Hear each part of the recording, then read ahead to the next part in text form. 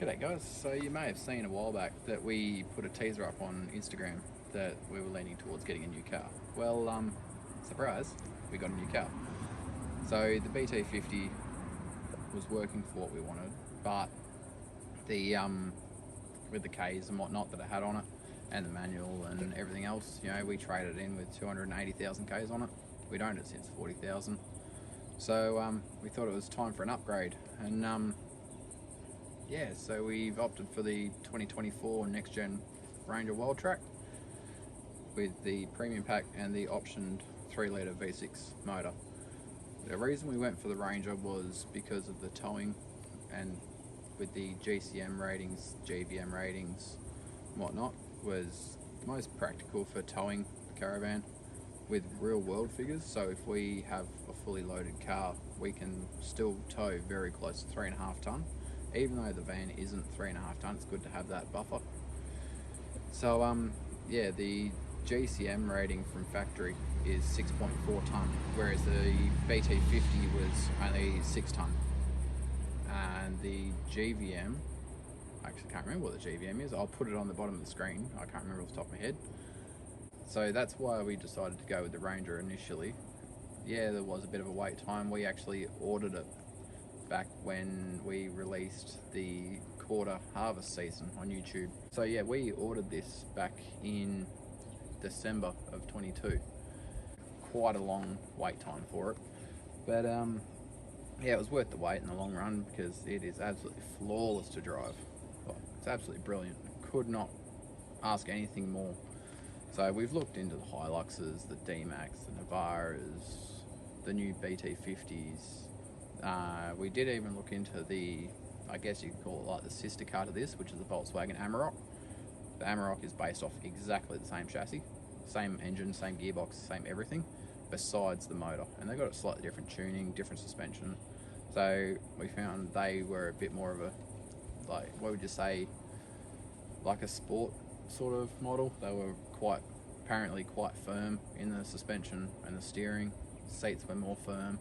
It was more just a sporty sort of ute opposed to the Ranger, which, yeah, some people don't like it, but it's more plush on the driving. But so what we've done since we picked it up stock standard. There's nothing done to it at all. I'll put a video in now of the delivery.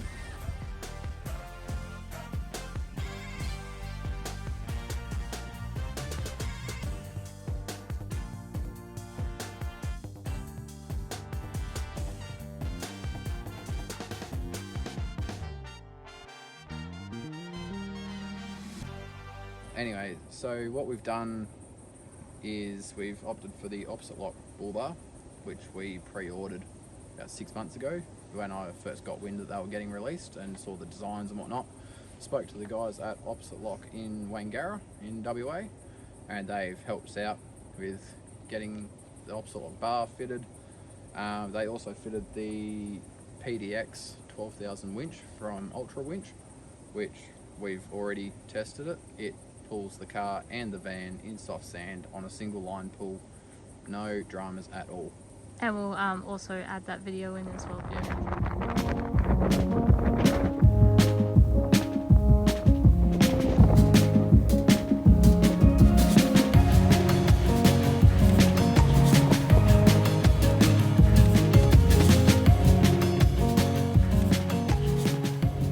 Anyway, so we've got the opposite lock bar, the PDX 12,000 winch. We've got the new Ironman Scope 9 spotlights. They're both a spot beam. We do have the latest Ironman light bar that'll sit about here, but we're just waiting to try and find brackets to make it fit. Obviously, being there's not much space, the bar itself, if you have a look, if you look down the top post of the bull bar, it's not actually straight, which makes life really difficult when you got a straight light bar. We did think about going a curved light bar, but there's just, yeah, the straight ones work a bit better for me. I personally like the look of them. And we've gone with the GME UHF pack. That's the touring pack with the XRS 330. From the dealership, we got headlight protectors, stone guard protector, and the new Next Gen Clearview towing mirrors. which they seem to work alright. They're more of a compact design opposed to the old design where they were like big elephant ears. So, and they actually go out further, that we figured out, than what the old model used to. So we can see the whole way down to the van, like to the very back of the van, no dramas at all. Whereas the old ones on the BT50, you'd sort of see the edge of the van, but that's about it, unfortunately. But, you know, that's all that was available at the time. So we've opted for these ones. They aren't cheap, but at the end of the day, we live on the road, we need it. We tow all the time. In fact, the car spends more time towing than it does not. So it's just, it was a no-brainer for us. You can get the compact ones, which just give you that. But with the next gen models, they give you the convexed mirror at the bottom, which is just manual. That's not electric. What else we got? We've done, put those back in. We got the windows tinted about a week after delivery through Tintercar. This car does come standard with privacy glass on the 2 back doors and the back window, but there's no UV resistance in those at all. They're just a darker colour, that is it. They put just as much heat through as what the standard fishbowl lights windows do. So yeah, we went with the Tintercar, the Spectre tint, I'm pretty sure. And moving on the inside, we've done the sheepskin seat covers. We got those custom made from, where was that? That was Prestige Sheepskins, I think, in Malaga, I think, made those up for us with the center console cover as well. Yep. And I'm yet to find a spot to mount the two-way. At the moment, I've just got it fed up underneath. It's just hanging there at the moment. That's double-sided tape, but it never stays there. I need to put new tape on there and give it a good clean up with an alcohol wipe. We do have the little mount, I'm thinking, over this side of the steering wheel somewhere, but there's no straight, like, flat surface on the dash, believe it or not.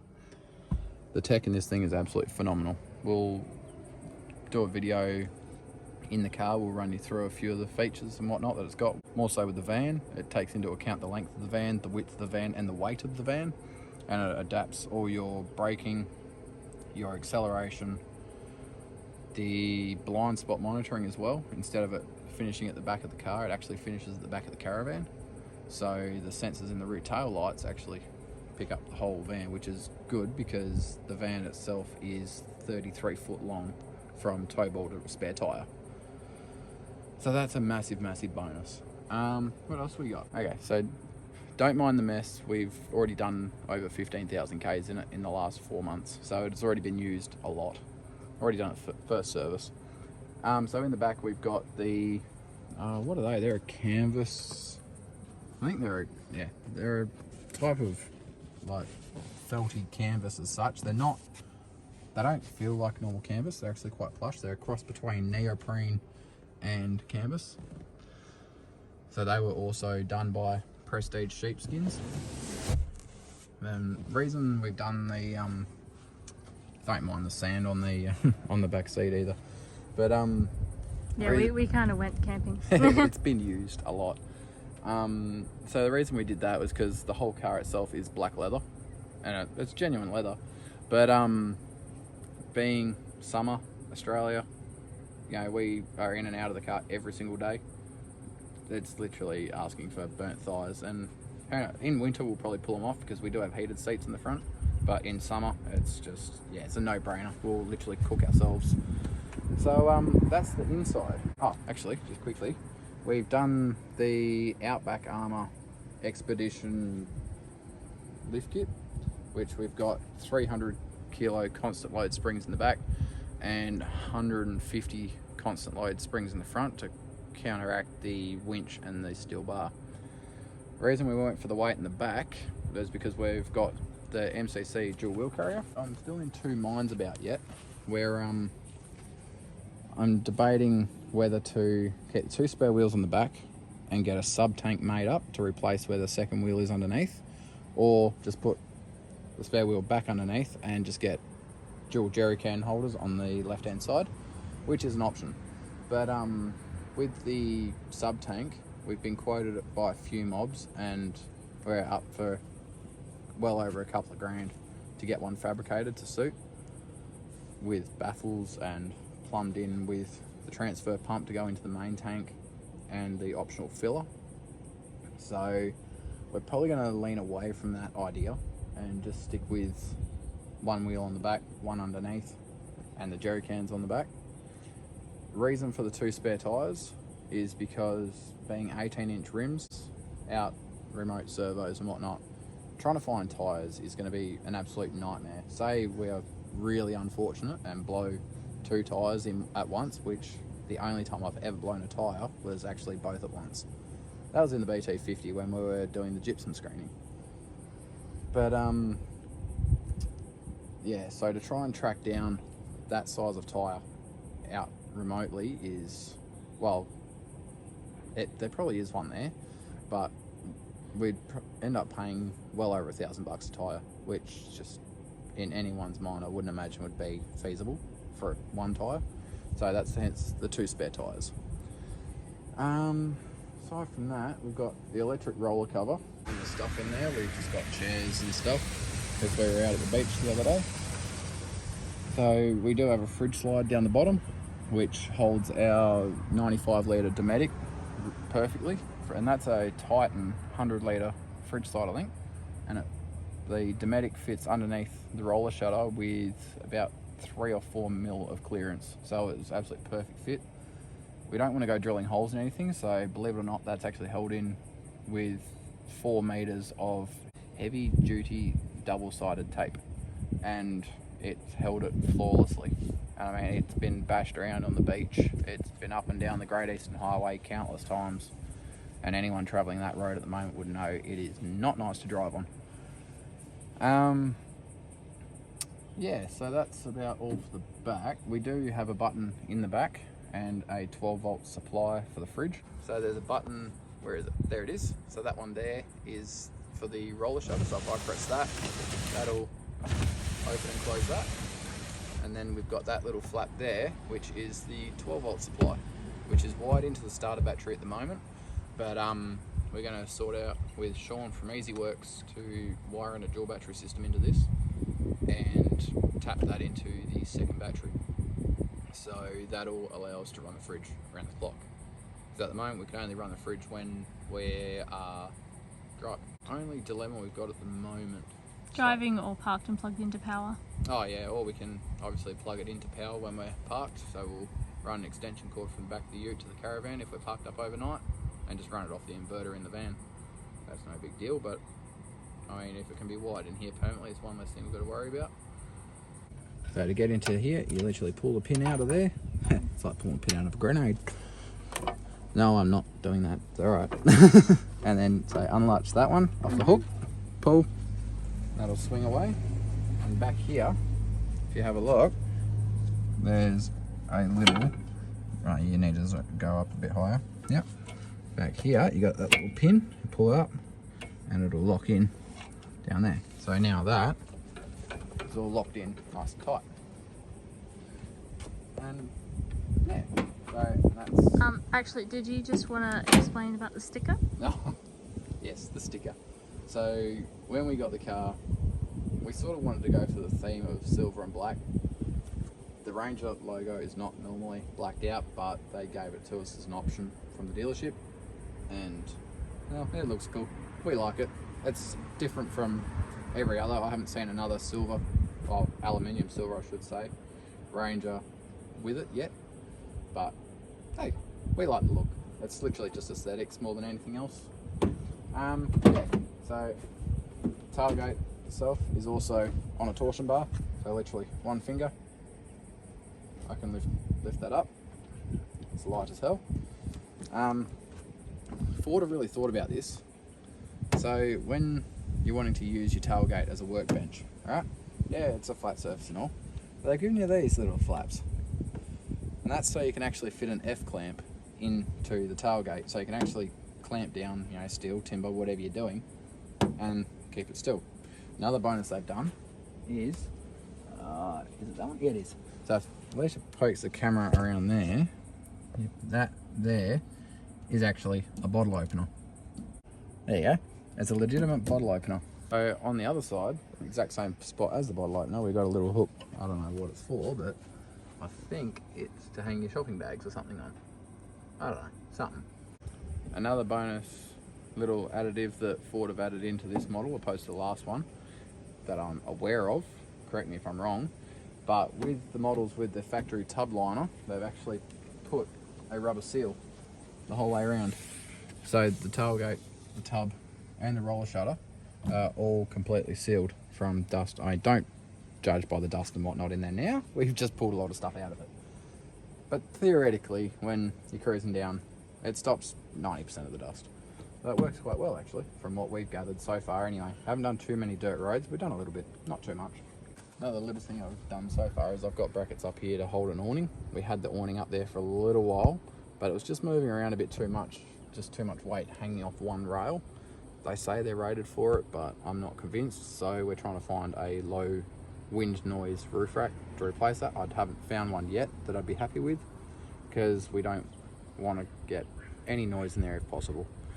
So they're there, but we don't know if we're going to keep them just yet.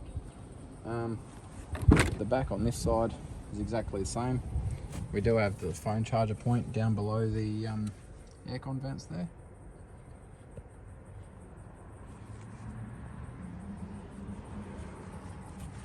And then, so yeah, front side, we've got two glove boxes. We've got one here, one there, which we've got our winch controller in. And then we've got one here. And one above it as well. And then we've got a little pocket there as well, which is absolutely brilliant. I didn't think we'd use it too much, but we do actually use it a lot. Another cool feature is we've actually got all-wheel drive in this as well. So we've got two high. Right, so you got two high, you got 4A, which is all-wheel drive, or like 4 automatic as such, and you got 4 high and 4 low. With that, the all-wheel drive actually kicks in and out as it needs it, so it's not in all-wheel drive all the time. It'll put power to the front wheels when we need it. So say you're pulling away on an intersection and it's a little bit greasy and it starts to slide, it'll kick the front wheels in before you even know it's doing it, and it'll just pull you through the turn. You won't even know it's happened. So it's an absolutely brilliant feature. So you can leave it in that all the time. Doesn't use the extra fuel like a genuine all-wheel drive, because it's running two-wheel drive most of the time. What else? It's got all the drive modes and whatnot, but I'll go through all that in another video. I think that's about it. One thing I don't get though is why they've put the bonnet latch down here. Anyone think that's a European car? So that's the bonnet latch. I don't know why. So to open the doors, there's no handle there anymore at all. There's actually a handle in here, inside. Yeah.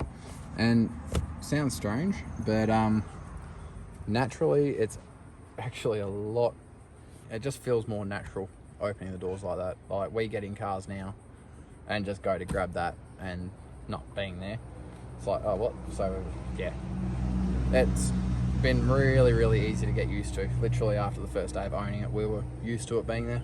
It just feels right. Another thing we did actually add in from factory was the scuff plates.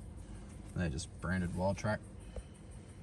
So that was just another little added option from Ford. What else we got? Yeah, we've got the stereo, which if you have a look, we got the tweeters up in the pillars, which is way over there. And then we've got one of those in each. We've got the mid-range speaker in the dash. And then we've got 6.5-inch door speakers in the front, which are here, and we've got door speakers in the back, and we've got an amplifier behind the back seat plus a subwoofer. I got more speakers there. They've got their own tweeters as well, and if I can pull that, if you have a look, we've got the sub and we've got the amp around there. All factory, and it sounds absolutely brilliant for a factory stereo. Definitely can't fault it. I thought I was going to have to upgrade it, but no, I'm honestly more than happy with it for what we are anyhow. Obviously people have gone out and put all their real fancy brands and sound deadening and all that sort of jazz in it, but we don't really feel the need to. The mighty V6 engine, which I don't get why you pay this much for a car and it still comes with one of these stupid bloody bonnet holders. They haven't put a goddamn struts on it. That's alright. I've got struts on order. They're coming. So yeah, we've got the 3-litre V6 engine. This, oh actually I forgot to show you. That is the relay box for the roof switches, which are over here. Have a look. Try and get it up there. Yeah. So we've got factory accessory switches, which are all pre-wired. So we've got the pickup for all of those in. So we've got one pickup behind this panel here, which is where we've wired the two-way into. That's an ignition, like a run. It's labeled run start, but that's a pickup that they've wired in from factory as ignition, because trying to find power to run two ways to run off ignition power, so it's on when you turn the key on, it's off when you turn it off. They're normally a nightmare to find in new cars, or even don't exist in new cars. So Ford have really thought about it, and they've actually run a pickup already in here for us. So we literally pulled that kick panel off, and it was a big white tag about that big, literally just labeled run start. So that was absolutely brilliant. And there's also pickups. There's 1, 2, 3 pickups in the engine bay. Excuse me. So they are for 3 of the switches up here. I don't know which switch numbers, but I'm yet to figure that out. So we've got 3 in the front, and we've got 3 in the tray. Well, underneath the tray actually to run. There's one labelled compressor. There's one labelled camp lights. And there's another one, I think it's labelled fridge, I'm not sure.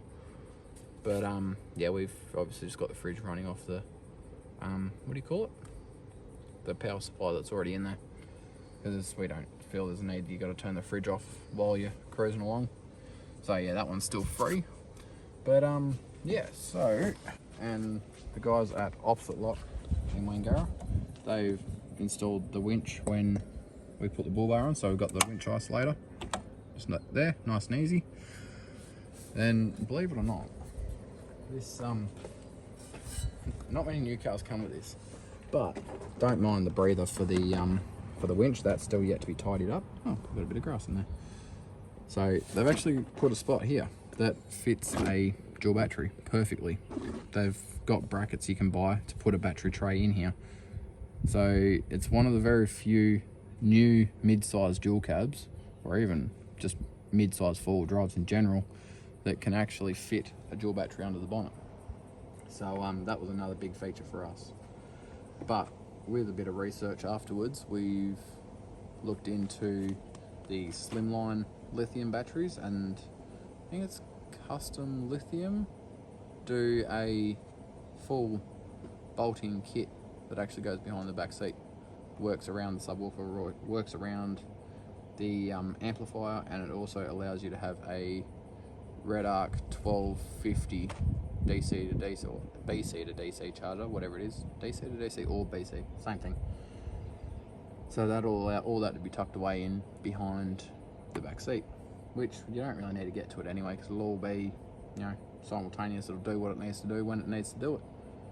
We haven't really done too much. Yeah, like I say, we've done the spotties, the light bar, the winch, the lift kit. Oh, the shocks on the lift kit are adjustable, so that gives us 20 different settings on each shock to adjust the compression rate. So when we've got the van on the back, we'll stiffen the rear shocks up quite a bit, and we've got them as soft as they can go when we're unladen. Given the 300 kilo constant load springs, it actually rides smoother than it did with the factory springs in it. So with that being said, we run the shocks as soft as they can go.